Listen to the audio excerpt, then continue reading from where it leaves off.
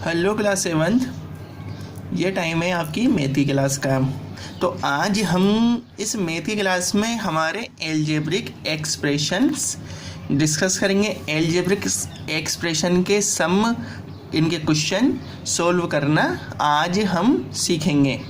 ठीक है, तो देखो इस तरह के क्वेश्चंस में हमें क्या करना होता है कि हमें कोई वैल्यू दी हुई होती है और उसके बाद उसकी कोई स्पेसिफिक वैल्यू एक पॉइंट दिया हुआ होता है और हमसे कहा जाता है कि अब इसकी वैल्यू आप लोग फाइंड आउट करो। तो देखो कैसे करते हैं। Find the value of following if x equals to 2। ठीक है, हमसे क्वेश्चन फर्स्ट में क्या कहा गया है कि यहाँ पर जो x की वैल्यू है ना 2 है। सो फिर आपको इन जो 4 पार्ट हैं इसके अलग अलग पार्ट्स हैं, इनकी वैल्यू फाइंड आउट करनी है। तो देखो किस तरह से करते हैं। हम इसका क्वेश्चन फर्स्ट सोल्व कर लेते हैं। हम इसका क्वेश्चन फर्स्ट पार्ट सोल्व कर लेते हैं। 2x - 5।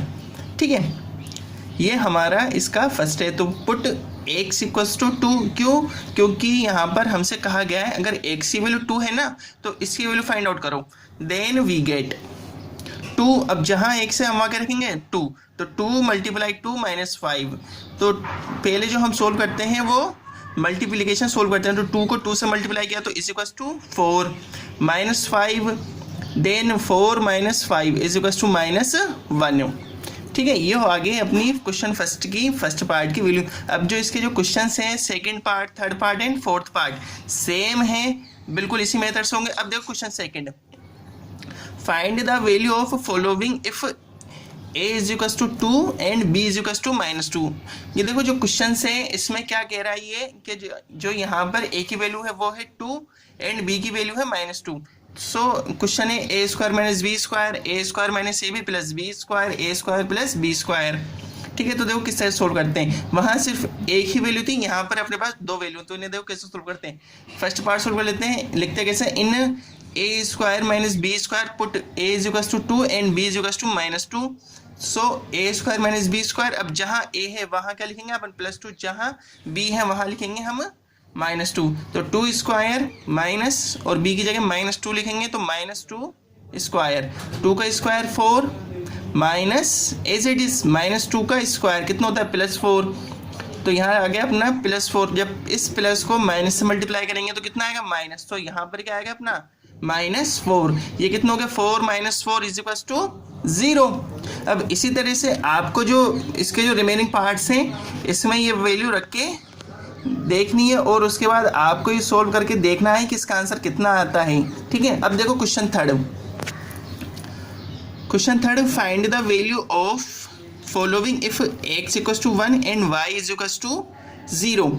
जो ये सम है, जो ये वाले क्वेश्चन है, हमें इसमें बताना है अगर x की वैल्यू 1 है और y की वैल्यू 0 है तो इसका सम का आंसर कितना होगा, इसका सम कितना आएगा। तो देखो हम इसका सोल्व करते हैं